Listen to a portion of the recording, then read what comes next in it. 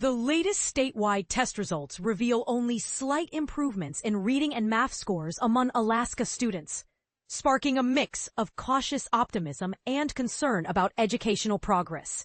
But here's where it gets controversial.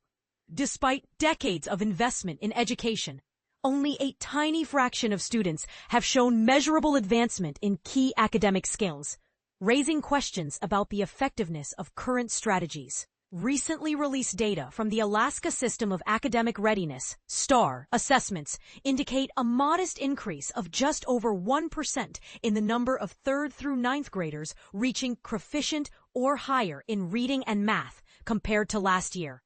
This reflects the 3rd year that Alaska students have participated in this standardized testing program, which was developed by Alaska educators to consistently gauge student achievement across the state. Alaska's Education Commissioner Deena Bishop shared in a recent interview that while the progress is minimal, the uniformity of the STAR test provides valuable insight into student performance trends over time.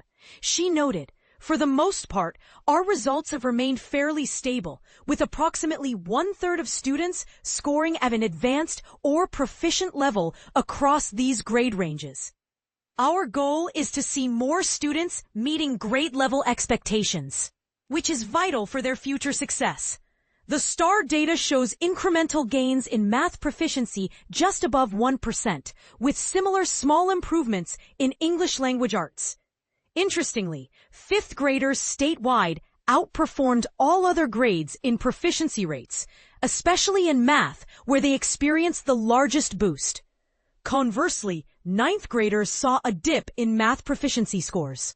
In the Matanuska-Susitna Borough School District, 5th graders excelled with nearly 51% meeting proficiency in math, the highest proficiency rate among the 5 largest school districts in Alaska.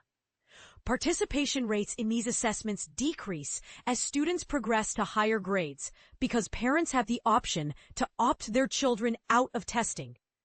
This participation trend, combined with demographic factors such as race, economic status, and family circumstances, significantly influences results.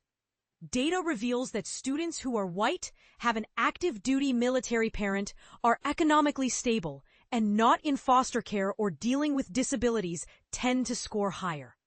Carrie Quinto, Alaska's STAR Assessment Coordinator, emphasized the importance of these results for both policymakers and the general public. Given Alaska's substantial investment in education, AK STAR helps stakeholders understand where our students currently stand academically and guides the direction we should take, Quinto explained. Commissioner Bishop pointed out that attendance challenges, especially chronic absenteeism exacerbated by the lingering effects of the COVID-19 pandemic, remain a significant obstacle to improving academic performance. She stressed that while boosting test scores is desirable, the ultimate aim is to enhance overall student learning experiences that naturally lead to better outcomes on standardized tests. "We need multiple ways to examine a student's educational journey," Bishop said. Standardized tests provide one perspective, but they don't tell the whole story of public education, which is much more complex. The conversation around education funding continues to fuel debate. Earlier this summer, Alaska's Education Department highlighted encouraging progress seen in literacy through the DIBELS assessment, a quick 3 times a year screening tool for kindergarten through 3rd grade mandated by the Alaska Reads Act. The department celebrated a 16% improvement over the past 2 years, calling it hopeful proof that concerted efforts are paying off. However, this optimism contrasts sharply with the STAR results for 3rd and 4th graders, which show little growth in reading proficiency despite increased support following the Alaska Reads Act. In a recent statement accompanying the STAR release, Commissioner Bishop took a more critical tone. "Our data signals that we are falling short of our own targets for student achievement. This shouldn't just be about funding. It's a clear call to recalibrate our focus toward effective learning strategies and meaningful improvements." She urged moving beyond debates about money to focus sharply on learning outcomes.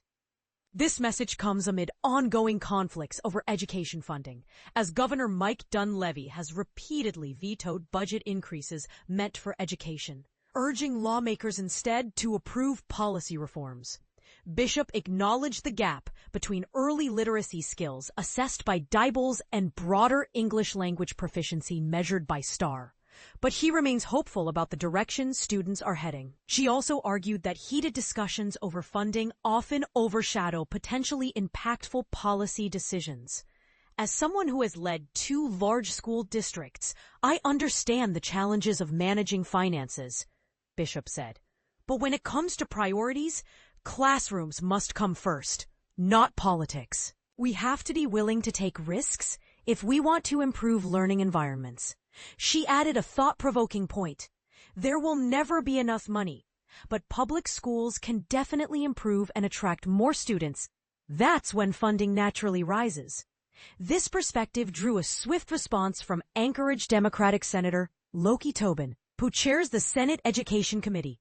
Tobin expressed confusion and frustration over Bishop's statements, pointing out that the recent funding increase to per-student allocations only reached districts last month, making it premature to judge its impact on test scores.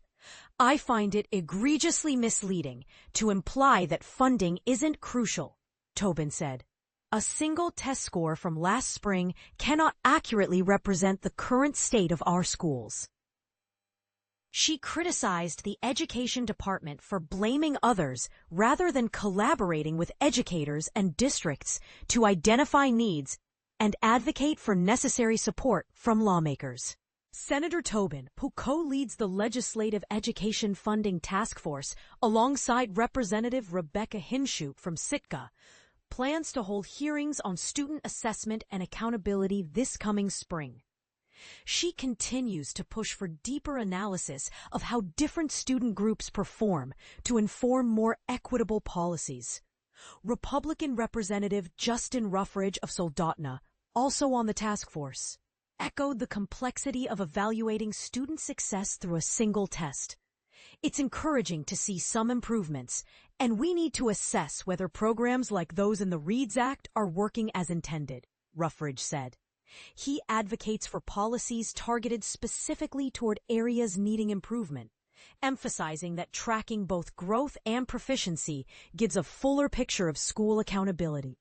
Among the state's largest districts, the Anchorage School District recorded the smallest gains in proficiency rates. Superintendent Jarrett Bryant acknowledged this while affirming the district's strong start to the new school year, despite ongoing fiscal uncertainty.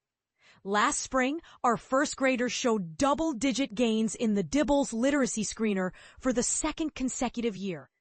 Momentum we are building on, Bryant said. The latest STAR results make it clear we still have too many students below grade level. We're using this data to sharpen our focus and speed up progress. With $14 million in funding from the legislature's veto override, every dollar has already been directed into classrooms. Hiring more teachers to reduce class sizes, expanding tutoring programs, and enhancing teacher retention and recruitment. So where does this leave Alaska's education system? With incremental gains amidst ongoing challenges, the debate over funding versus policy reform remains heated. Are small improvements enough, or is it time for bolder changes? What do you think? Should the focus be on pouring more money into the system or redefining how education is delivered to truly boost student